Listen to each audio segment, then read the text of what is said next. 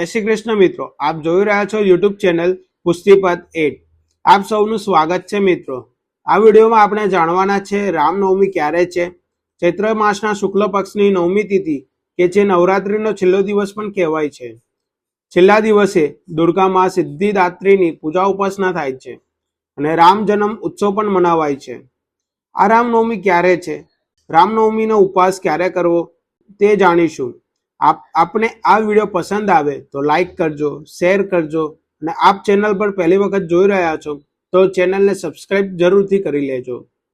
રામ રમેતી રમેતી રમે, રામે મનોરમે, સહસ્ત્ર નામ તુલ્યમ રામ, નામ વરાને બોલો ભગવાન શ્રી રામચંદ્રની જય।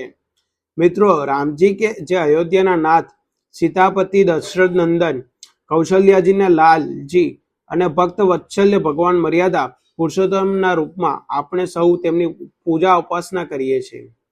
એવા શ્રી રામજીનો જન્મોત્સવ એટલે ચૈત્ર માસના શુક્લ પક્ષની નવમી તિથિ રામનવમી તરીકે ઉજવાય છે અને ચૈત્ર માસની નવરાત્રી દરમિયાન રામ જન્મ આવે છે। એટલા માટે જે નવમાં મા દુર્ગા સિદ્ધિદાત્રીની પૂજા ઉપાસના થાય છે।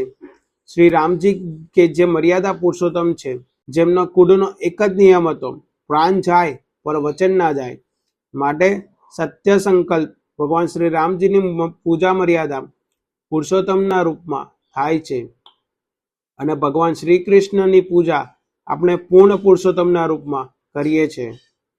રામનવમી કે જે ભગવાન શ્રી રામજીનો જન્મોત્સવ મનાવાય છે। આખા દેશમાં ધૂમધામથી પ્રભુનો જન્મોત્સવ મનાવાય છે।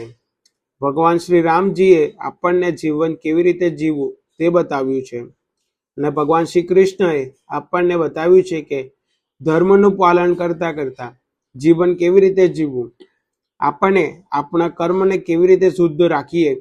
ભગવાન શ્રી રામચંદ્રજીએ બતાવ્યું કે મર્યાદા સાથે જીવન જીવવામાં આવે તો ઈશ્વર નજીક છે, ઈશ્વર બની શકાય છે, સામાન્ય મનુષ્ય પણ ઈશ્વર બની શકે છે। એવા ભગવાન શ્રી રામચંદ્રજીનો જન્મોત્સવ એટલે ચૈત્ર માસની નવમી તિથિ। આવું આપણે જાણી લઈએ કે આ ચૈત્ર માસની નવમી ક્યારે આરંભ થાય છે। આપણા હિન્દુ પંચાંગ અનુસાર ચૈત્ર નવમીથી પ્રારંભ થાય છે 26 માર્ચ 2026 સવારે 11:48 આસપાસ, જેથી પૂર્ણ થાય છે 27 માર્ચ 2026 સવારે 10:06 આસપાસ।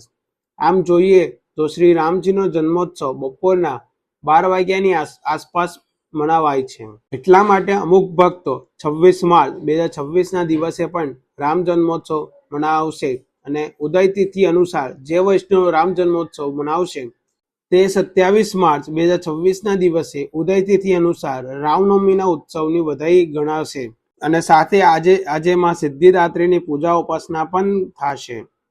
મધ્યાહન કાળમાં ભગવાન શ્રી રામચંદ્રજીનો જન્મ થયો હતો। બપોરના સમયે 11:13 થી લઈને 1:41 સુધી શુભ સમય રહેશે અને આમ જોઈએ તો મધ્યાહનનો સટીક સમય છે 12:27।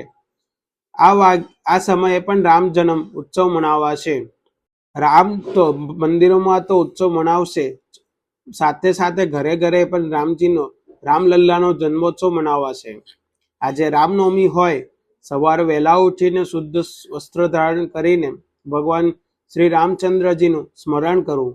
આપણા ઘરમાં મંદિરમાં શ્રી રામચંદ્રજીનો ફોટો કે મૂર્તિ હોય તેની પૂજા કરી શકાય છે અથવા અલગ અલગ બાજુ ડાળીને લાલ અથવા પીળું વસ્ત્ર પાથરીને રામજીની મૂર્તિ કે ફોટોને સ્થાપિત કરવા જોઈએ। મૂર્તિ હોય તો ગંગાજલથી અભિષેક કરાય છે અને ચિત્રજી હોય તો સાફ વસ્ત્રથી સાફ કરીને પુષ્પહાર ચડાવીને પૂજન થઈ શકે છે। ચંદન, અક્ષત, પુષ્પ, વસ્ત્ર, ધૂપ, દીપ, નૈવેદ્ય અને તુલસી દળથી ભગવાન શ્રી રામચંદ્રની પૂજા કરાય છે। રામ મંત્ર અથવા રામાયણનો પાઠ કરવો। રામનવમીના દિવસે આપણા આખા ઘરને ડેકોરેટ કરી શકીએ છીએ। જેમ જન્માષ્ટમીનો આપણે ઉત્સવ મનાવીએ છીએ એ જ રીતે રામલલ્લાને પણ પાલામાં ઝુલાવાય છે। ઘરના મેન દરવાજા તોરણ બંધાય છે અને સાથિયા પૂરવા। ભગવાન શ્રી રામચંદ્રજીને પ્રિય એવી આ ચૈત્ર માસની નવમી તિથિ હોય, આજે રામ જન્મ કથા અવશ્ય સંભળાય છે। આજે નવમી તિથિ હોય માટે જે ભક્તો યજ્ઞ કરે છે, નવરાત્રિ દરમિયાન કન્યા પૂજન કરે છે, તે પણ કરાવી શકે છે. અને બીજા દિવસે 10મી તિથિ આરંભ થાય ત્યારે રામનવમીના પાડના કરાય છે. અખંડ જ્યોત જે પ્રગટાવેલી છે તેમાં ઘી કે તેલ પૂરેલું હોય તે પૂર્ણ ના થાય ત્યાં સુધી પ્રગટાવીને રાખવી. કટ સ્થાપન લઈ લેવું અને જ્વારા પણ લઈ શકાય છે અને તેને મંગલ કરાય છે.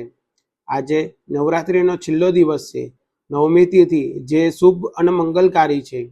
આજે એવું કહેવાય છે કે ખરીદી પણ કરી શકાય છે. રામનવમીનો ઉત્સવ મનાવીને ભક્ત પોતાનો પાપનો નષ્ટ કરી શકે છે. રામચરિત્ર માનસમાં કહ્યું છે કે કલયુગ કેવલ નામ ધારા સુમેરી સુમેરી નર ઉતરેહી પારા, એટલે કે અત્યારે માત્ર રામ નામ જપવાથી પણ આ કલયુગના પ્રભાવમાંથી આપણને રક્ષા પ્રાપ્ત કરી શકીએ છીએ. મનુષ્યના પ્રાણ પંખરે ઉડે છે ત્યારે એક જ મંત્ર જપાય છે, રામ નામ સત્ય છે. તેવા ભગવાન શ્રી રામચંદ્રજીનો આજે જન્મોત્સવ મનાવાય છે. એવા ભગવાન શ્રી રામચંદ્રજીએ જેઓએ આપણને એના જીવનમાંથી ઘણું બધું શીખવાડ્યું, ત્યાગની મૂર્તિ, મર્યાદામાં કેમ રહેવું તથા જીવનને કેવી રીતે નિભાવવું, વચનનું પાલન કેવી રીતે કરવું, તે સત્યના માર્ગને બતાવ્યું છે. તેવા ભગવાન શ્રી રામચંદ્રજીનો જન્મોત્સવ છે. ભગવાન શ્રી રામચંદ્રજીના જન્મોત્સવની સર્વ ભક્તોને બધાએ શુભકામના, મંગલ કામના મિત્રો. અને મને આશા છે કે આપને આ વિડીયો જરૂર પસંદ આવ્યો હશે. જય શ્રી કૃષ્ણ મિત્રો.